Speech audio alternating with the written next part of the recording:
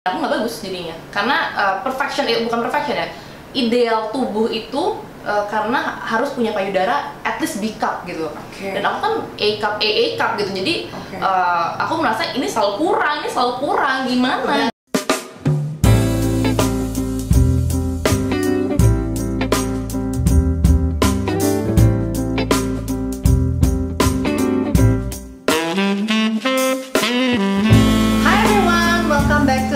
Episode of Story Talk. Hari ini we are addressing a very mungkin sedikit sensitive subject to some people or maybe even most people. Tapi I'm proud to introduce guest kita hari ini, Ida, founder of Niplets. So semuanya say hi to Ida. Hi Ida, thank you so much ya udah mau jadi bintang tamu kita hari ini di Story Talk. Nah hari ini topik yang mau dibahas adalah self-shaming. Ya. Jadi Ida, aku melihat kamu tuh you're very passionate untuk bahas hal-hal seperti body shaming, dan aku lihat kamu udah berapa kali mengangkat topik ini ya. So maybe tell us more about this, dan what is self-shaming? Oke, emang kalau di Niplets itu kita lumayan fokus di self-love, self-acceptance, self-compassion juga. Jadi kita banyak mengedukasikan tentang hal-hal ini. Nah, kalau self-shaming sendiri kan tuh kayak kita ngomong talk bad about ourselves to ourselves. Jadi misalnya nih aku punya insecurities dan aku kayak selalu brought it up to myself, kayak di kaca jadi ngomongnya kayak, aduh ya ampun kamu tuh ternyata lu tuh gak cantik-cantik amat ya, kayak boobs lu kurang besar misalnya kayak gitu. Jadi kita talk bad about ourselves to ourselves gitu. Dan itu biasanya kalau, kepada umumnya kan kita selalu bilangnya, oh orang lain yang ngomongin jelek tentang, mungkin kritikin orang lah ya. Tapi ternyata the biggest culprit itu diri sendiri ya, kita yang paling sering nge-shaming diri sendiri. Bener. Karena mata kan selalu kayak, biasanya yang aku nangkep ya, mata kita itu sangat-sangat tertuju kepada otak kita. Jadi kita melihat apa, kita mikirnya selalu negatif. Jadi hati kita juga jadi hurt, kayak kesakitan juga, karena kita sebenarnya ngomongin yang buruk-buruk terus kan, negatif terus ke kitanya sendiri, jadinya the whole life jadi kayak negatif aja. Self-shaming ini kan mungkin bisa dibilang everyone does it ya. Semua orang pasti punya insecurities ya. Well, I certainly do. Pasti semua orang juga rata-rata pada punya, or at least some point in their lives lah. Mungkin mereka pernah punya pengalaman seperti itu. Nah, jadi kalau for yourself, pernah nggak ada satu momen di mana yang kamu notice, kok I'm doing this myself juga ya? Ternyata bukan orang lain doang. Jadi kalau ini experience aku ya, aku sendiri tuh sudah di body shame sama orang tua sendiri. Jadi emang kayak kalau mereka kan orang tua tuh kan old people ya, jadi old school lah, jadi mereka akan selalu mengkritik dan sampai iya kan bener kan? Karena aku udah mulai di body shame ini tuh dari zaman SMP sampai aku setelah selesai kuliah pun, sampai aku build Niplets itu juga aku masih di body shame sama orang tua aku sendiri. Dan tuh kayak masih mending kalau cuma mami doang gitu, ini pak aku pun ikut-ikutan kayak yang paling kelihatan tuh adalah boobs aku yang payudara yang nggak besar gitu kan. Jadi mami tuh pernah bilang kayak gini, aduh kasihan ya anak mami yang cantik-cantik cuma gak ada payudaranya, bilang kayak gitu. Tapi itu dia ngomongin lumayan sering, jadi aku sampai kayak iya ya, kayaknya payudara tuh kalau nggak gede tuh nggak bagus ya, jadi pakai baju tuh nggak pede ya, kayak terus akhirnya jadi punya way sendiri. Jadi cara aku adalah bikin kamuflase kan about the boobs kan. Jadi aku want to have the bigger boob without having a boob job. Jadi aku akan kayak pakai BH yang kayak gedean. Itu kan happens gitu. Kan banyak banget orang-orang yang seperti ini. Dan akhirnya aku merasa aku jadi sering ngomongin diri aku tuh jelek terus, kayak tentang payudara, jadi gak pede kemana-mana bawaannya, kok kayaknya gak bagus ya, pakai baju ini kok gak bagus ya, kok boobsnya gak ada soalnya, kayak gitu-gitu. Nah tapi setelah aku mulai mau angkat si topik self-love ini di Niplets, aku mulai banyak baca tentang self-love sendiri. Misalnya tipsnya sih untuk how to start self-love gitu, aku mulai baca, atau sesimpel baca quotes every day, every morning sebelum kamu melakukan aktivitas.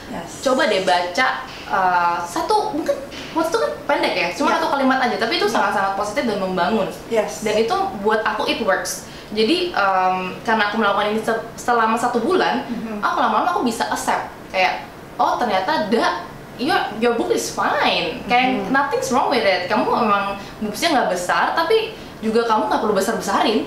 You are okay with it, kayak ya oke aja gitu kan. Jadi aku mulai dari sana, then aku coba stand up. Jadi I speak up. Aku akhirnya ngomongin orang tuaku tentang perihal inilah, ngomongin. Jadi kayak aku bilang sama mereka, kayaknya sebenarnya it's fine loh, nggak ada masalah. Dan aku bilang juga kenapa it's not good for me, karena aku jadi lack of confidence, nggak percaya diri, keluar jadi selalu mikirin itu. Jadi setiap kali mau beli ini jadi mikirnya itu, mencoba mencari banyak cara untuk membesarkan boob without having a boob job sebenarnya gitu kan. Jadi jadi aku sampai sempat tertarik kayak krim membesar payudara gitu kan. Ya jadi kayak pengen cobain aja, tapi kan ternyata nggak ada yang works kan. Jadi ya aku merasa ya udah emang nggak ada ways untuk overcome this kecuali aku boob job. Dan the other way sebenarnya yang lebih positif adalah menerima aja. Dan setelah menerima tuh lega banget, kayak bener-bener enak ya ternyata. Iya kan sih, enak banget kan, kayak aduh ya ampun, akhirnya selama ini tuh cuma permainan pikiran aja sih menurut aku gitu. Kalau sendiri ada nggak? Oh, banyak banget. Tapi before that I have one question to ask you. Jadi kamu bilang ini kan cuma permainan pikiran doang. Jadi before that pikirannya kamu tuh apa? Sebelum after that-nya apa? Sebelum di body shame atau gimana? Sebelumnya kamu menerima. Sebelum menerima. Statement yang keluar di otak gitu. Statement yang keluar di otak sebelum menerima diri aku sendiri ya. Badan aku nggak bagus jadinya. Karena bukan perfection ya. Ideal tubuh itu karena harus punya payudara at least B cup gitu. Dan aku kan A cup, AA cup gitu. Jadi aku merasa ini selalu kurang gimana. Dan gitu. Kalau kurang itu artinya apa? Kurang itu artinya jelek buat aku. Kayak nggak indah gitu kan. Kalau nggak indah artinya apa? Artinya negatif. Perlu perubahan. Aku jadi kayak Kalau nggak berubah? Kalau nggak berubah, what will happen kalau sampai nggak berubah? Dulu ya, ini kita ngomongin dulu ya. Association-nya apa? Kalau nggak berubah ya bakal grieving aja terus, menjadi seseorang yang nggak pernah puas. Dan nggak selalu gimana ya, nggak bisa melihat sisi positif sih. Menurut aku sih gitu. Jadi kita negatif terus. Betul. Bawaannya tiap hari kayak mikirin terus. Somewhere in your head itu kan painful for you. Pasti dia ada association-nya nih dengan sesuatu. Jadi kayak tadi not B cup equals tidak indah. Tidak indah equals Jelek. Kalau jelek equals apa ya? Nggak indah, jelek. Ya nggak bagus sih. Ya kalau nggak bagus terus gimana? Pengen do something about it? Enggak. Gimana? Why would you want to do something about Because it? I want to be secara ideal. Kalau ideal kenapa? Karena indah. Kalau indah kenapa? Oh, aku tahu. Butuh validation. Butuh validation. Validation. Validation itu untuk apa? Untuk happiness sendiri. Mungkin bukan untuk happiness ya. Mungkin lebih ke untuk kayak kepuasan pribadi tentang kayak dilihat orang jadi, mungkin ini kali ya, dipuji orang kali. Kayak Kalau dipuji orang terus gimana? Seneng lah, happy. So mungkin nggak somewhere in your mind kamu mengasosiasikan bahwa small boobs equals jelek tadi. Kalau jelek equals mungkin tidak disayang, tidak disukai orang. Bisa jadi. So actually pas kamu bilangnya, oh ya ini kan nggak boleh, ini jelek. Padahal in your mind bicara dalam-dalamnya, if this continues, nobody will love me. Karena aku beda dari yang lain. Karena aku not the same atau aku kurang. Whatever it is lah in your mind. But you went through all that dan kamu sudah accept. Terus tell me sekarang punya mindset kayak gimana? Yang pasti lebih nggak gitu mempedulikan bukan nggak sayang ya, bukan nggak care secara kayak I want to take care of my boobs, obviously I will, and I because always you love will. yourself. Yes. Cuma mungkin nggak begitu memperhatikan kata orang. Yes. Kayak ketika orang bilang boobs lu kecil ya, gitu ya, bilang ya emang kenapa? People kalau actually kecil? say that? Ya. Dan ini juga happens kayak dari temen-temen deket aku juga sih, Ci. Dulu tuh kayak aku kan ada close friends kan, jadi mereka juga sempat berdebat ya, nggak ada, your boob is so small, kayak gitu. So aku kayak, oke.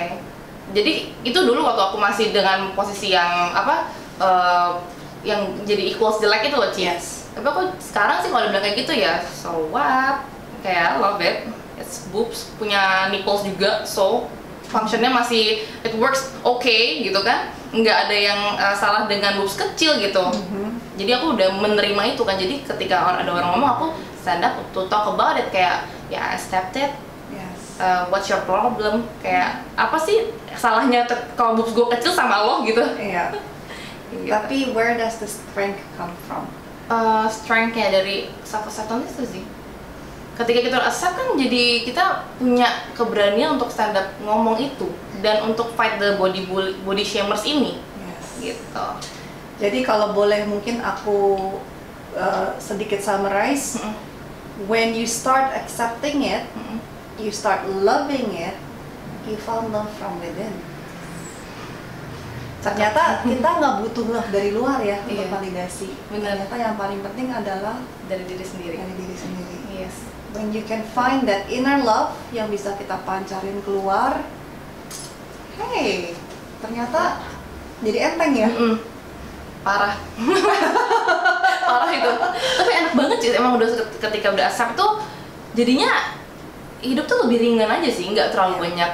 Jadi kan mungkin turns out jadi perubahan tuh negatif ke positif ya. Yes. Dan hidup dengan positivity itu lebih enak dan lebih seru juga dibanding mikirin semua hal yang negatif. Yang akhirnya ya sebenarnya energi lu tuh ke drown sama this stuff yang sebenarnya nggak penting-penting banget gitu kan. Mau nggak take it to the next level? How? Mau dong, pasti mau I dong. believe that everything in life itu happening for us, not to us. Jadi we could complain, aduh kenapa sih gue dilahirkan gini, kenapa sih gue sial banget, kenapa sih gue kan juga nggak milih tapi gue dapat tubuhnya kayak begini, dilahirinnya begini. You could complain about it. Or sekarang kamu sudah mengaccept what is the gift behind this. The gift behind this. Why do you thank God gue kayak begini?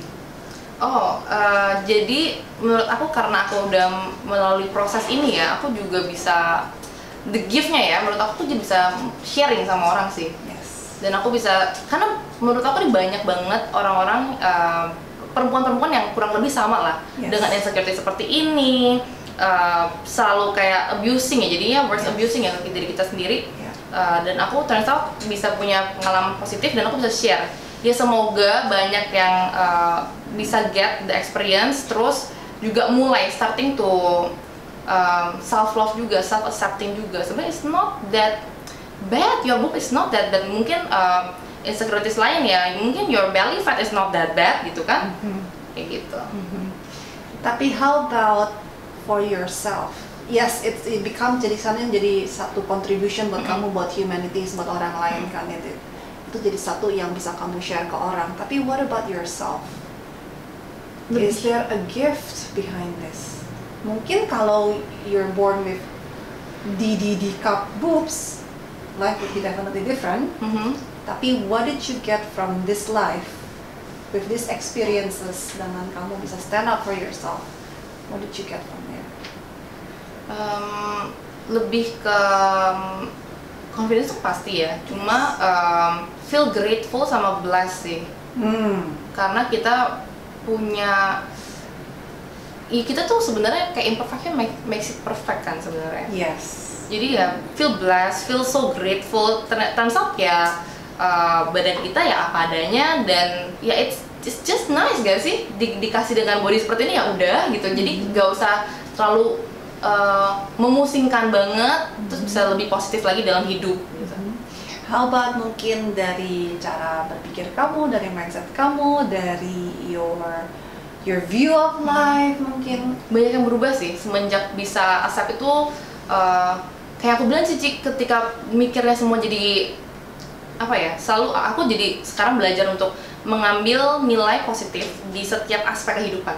Jadi meskipun it happen, ya nggak sih? Yes. Meskipun something bad happen to you, kalau kamu bisa twist it dan kamu trying to find the positive thinkingnya, itu kayak you can learn, you can learn more untuk kayak lebih baik lagi kan. Jadi nggak konotasi itu nggak selalu mikirin kayak wah misalnya ditipu teman misalnya, tapi kamu bisa jadi learn. Kalau kamu bisa ambil positive ways-nya, kamu bisa mikir gimana next time kita belajar supaya kita nggak gampang ditipu. Misalnya kita belajar lebih kritis untuk bertanya lebih banyak lagi untuk kita nggak ketipu. Misalkan dari hal-hal seperti itu.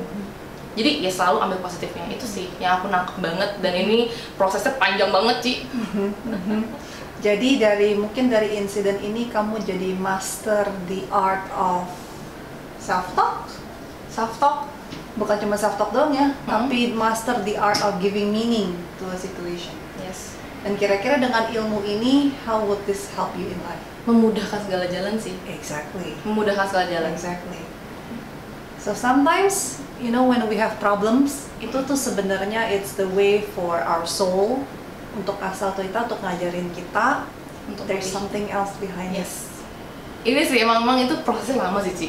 Yeah. Nggak semua orang bisa langsung get it. Kalau aku kira-kira aku butuh sekitar 2-3 tahun. Ini buat aku sendiri lumayan lama lah. Nggak semudah itu karena mungkin proses of life juga, proses of bukan aging ya, lebih kayak maturing ya, kayak kita menjadi lebih dewasa.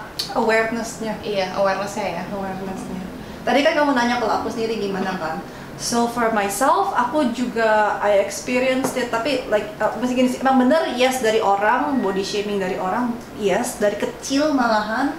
Jadi kayaknya ya aku sempat tiba-tiba kayak ada flashback memory, so I don't know if this is beneran terjadi atau enggak, tapi kayaknya sih ya beneran terjadi. Jadi aku pernah flashback memory, aku ingat aku masih kecil, like maybe 3, 4, 5 years old, kayak masih kecil banget. And then my mom said to me, Dewi, kamu sekarang gemuk ya, kurusin ya.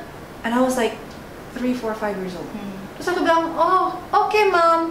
Ya udah, terus aku nggak tahu ngapain, udah nggak inget. Mungkin kayak I love milk, mungkin aku kurangin minum susunya atau gimana. Terus aku kurus, bener-bener kurus banget sampai jadi kayak tulang. Terus sakit juga sih, sempat sakit juga. Terus begitu at some point my mom said, Dewi, kamu kekurusan sekarang, makan banyakan ya biar gemukan gitu. Oke, gitu kan ya. Oh oke, ya, namanya anak kecil gitu kan. Jadi I eat, terus aku gemukan. Tapi kayaknya that was the beginning of my yo-yo diet relationship. Jadi aku tuh nggak pernah bisa konstan.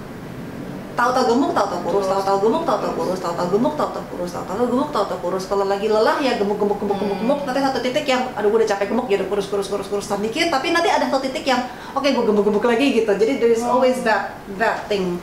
Nah, tentunya kalau misalkan dari segi self shaming ya banyak lah gitu. Setiap kali ngaca kan kayak, aduh ini perut gede banget sih. Oh, aduh ini tangannya gede banget sih. Aduh ini pahanya banyak banget sih selulitnya sih. Atau you know, we're always zeroing in mata kita, kayak kamu bilang mata kita tuh jahat, kayak langsung ngelihat, kayak ngaca banyak yang bagus yang bisa dilihat, dilihatnya yang jeleknya. Benar. Kan? Itu yang poin pertama. Misalkan ada jerawat, satu aja jerawat, pasti kita harus lihat itu jerawat jelek banget sih gitu.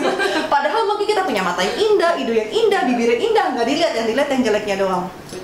Terus akhirnya it got to some point kayak kamu juga sama mirip-mirip. Akhirnya aku juga ngomong karena lama-lama orang jadi udah kebiasaan juga, kayak like my mom, dia tuh udah kebiasaan juga. Akhirnya I spoke up, mama tahu gak sih kalau mama ngomong gitu it's very hurtful loh buat Dewi loh gitu. Terus dia pun nggak kayak udah kebiasaan kali ya. Jadi dia pun nggak nyadar bahwa dia tuh menyakiti hati anaknya gitu ya.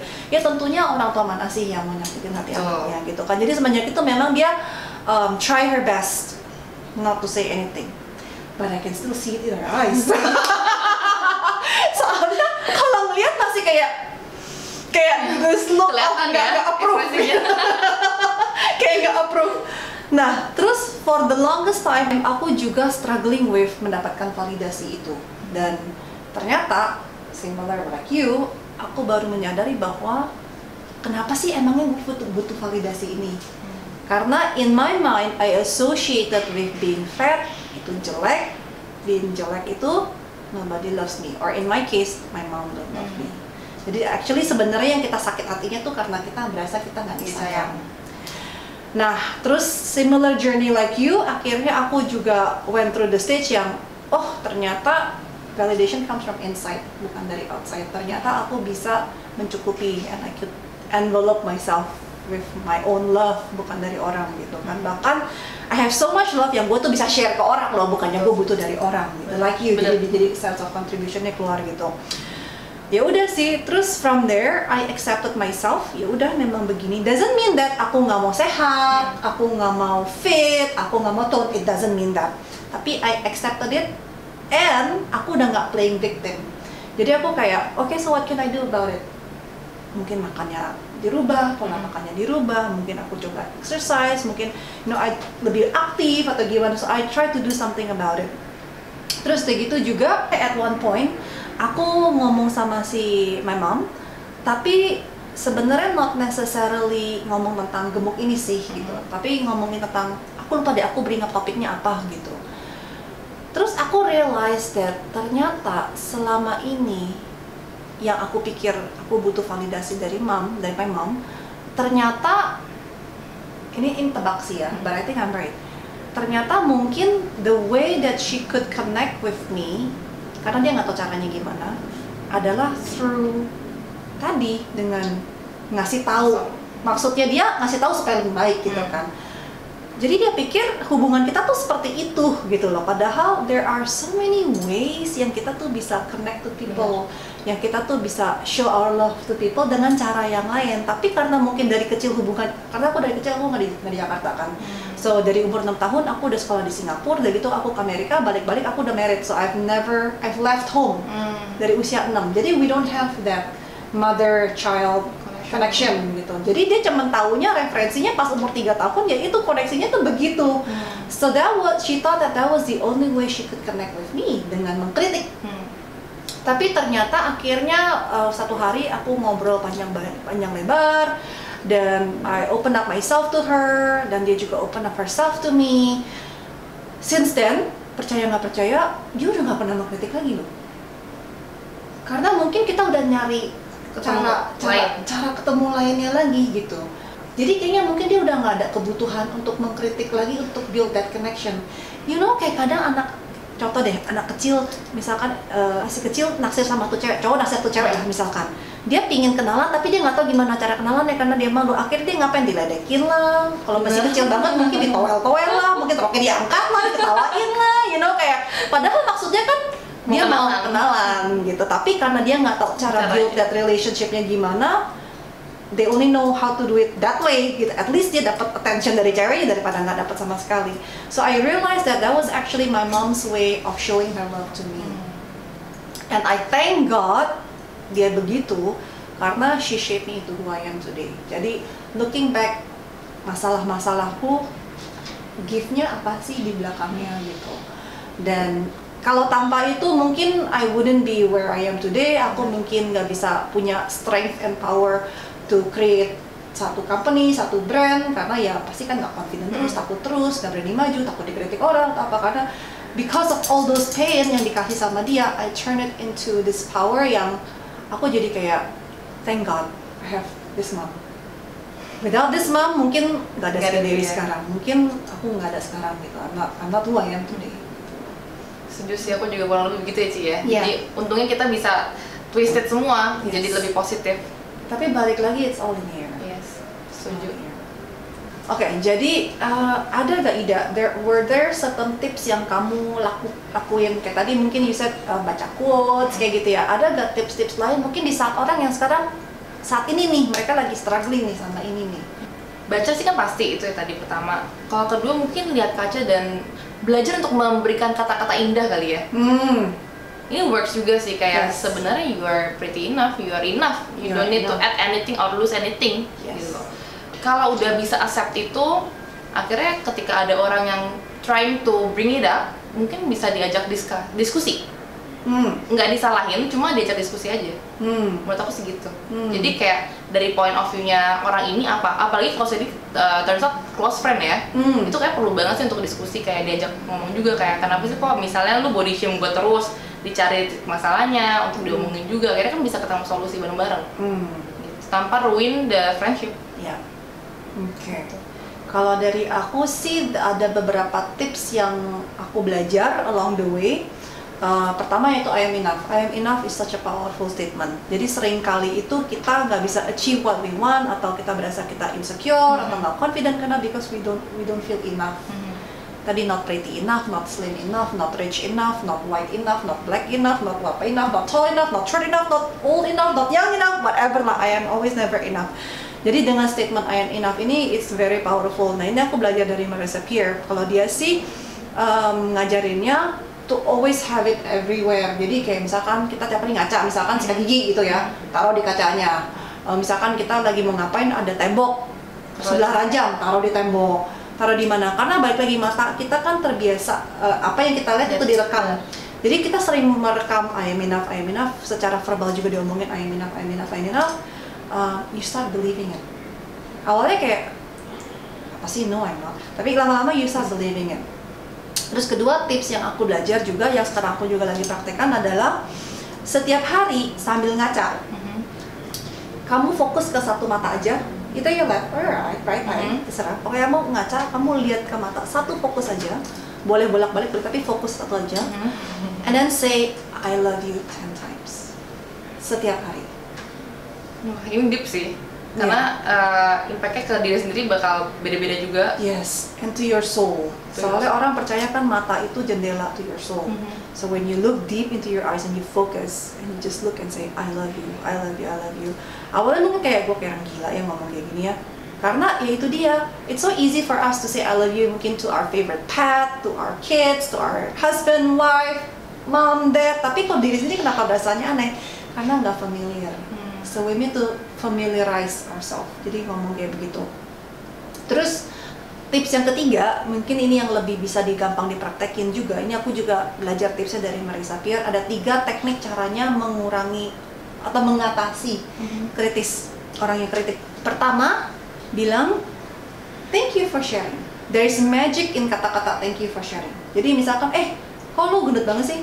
Thank you for sharing. Di saat kita ngomong gitu, otak kita tuh kayak, oh ya udah, dia lagi sharing aja, but it's not true. Jadi kayak ada tamengnya gitu. We don't let it in. Thank you for sharing. If that doesn't work, misalkan thank you for sharing doesn't work, misalkan orang masih kayak ngomong, iya lu gendut banget, liatin lu begini. Orangnya biasanya kayak gitu, stop and say, I'm sorry, can you repeat that again? Biasanya nih kalau kita udah intentionally ngomong kayak gitu, orangnya kayak langsung gak enak gitu loh, langsung ngomongin lagi gitu kan. Oh enggak apa-apa kok. Ya udah, kalau udah kayak gitu, let it go. Kalau misalkan kita ngomong, sorry, can you repeat that again? Dan orangnya masih nih ya, iya gila lu gendut banget gitu udah. Misalkan dia masih ngomongin kayak begitu, ngomong ke dia, are you trying to make me feel bad? Karena biasanya for most people, mereka sebenarnya enggak, iya pun juga mereka nggak berani ngomong gitu straight to your face gitu kan. Jadi kayaknya biasanya mereka kayak gagap-gagap. Oh enggak, terus kayak langsung change the subject gitu. And I tried this with my mom, it works. I tried this with my mom, it really works. Mom, are you trying to make me feel bad? Tapi dia bukan soal badan, temporary apalah gitu, something. Dia mengkritik apa gitu, aku lupa lah pokoknya konteksnya apa. Can you say that again? Terus dia masih ngomong kan, are you trying to make me feel bad? Terus dia kayak kaget, of course not gitu. Tapi try this to anyone lah, even random people, just try it. Biasanya orang pasti segan karena kita langsung kayak confront kan. Are you trying to make me feel bad? Biasanya mereka enggak. Ya unless memang mereka sengaja, they have an ill intentions gitu kan. Biasanya it works. Sama tadi, thank you for sharing. Terus tiga-tiga ini ya. Iya, Ada lagi nggak? ada lagi yang terakhir. Kalau orangnya masih, gue mau make you feel bad. Misalkan ya, misalkan kayak orangnya udah nggak ada ini udah ngajak ribut gitu ya. Misalkan itu parah banget sih, ini udah step terakhir udah. Iya, parah step ya? terakhir kamu bilang, oh, I'm sorry that you feel that way, but this is about you, it's not about me. Karena memang bener, biasanya orang mengkritik itu karena mereka pikirnya kalau gua begini, gue sih nggak bakal gini. It's their reality. sebenarnya itu mereka lagi refleksiin mereka lagi mengaca dan mereka lagi bangun diri sendiri. Jadi we said I'm sorry that you feel this way, but this is about you, it's not about me. Biasanya itu pasti mereka kayak langsung kaget. Ini bagus nih yang 4 ways ini benar-benar bisa di-share banget. Bagus. Aku izin sharing ke Nipot juga. Of course. It's not mine anyway, itu Marissa Peer punya. Tapi so far aku belum pernah sampai ke 4 step itu sih. Biasanya di step kedua atau ketiga mentok udah stop so far ya. Tapi orang yang keempat sih geleng sih. Ada yang kayak begitu. Tapi biasanya they're in so much pain. Dan di saat kita ngomong itu bukan kayak ngajakin nantangin gitu ya. We say it with empathy. Karena it's true, it is about them, it's not about you. Ini insecuritiesnya dia padahal. It's about them. Dan di saat kita empathize with them, biasanya bukan karena kita mau nantang, kita mau marah, kita mau ngejekin dia, enggak. We empathize with them from our heart, they can feel it genuine-nya kita.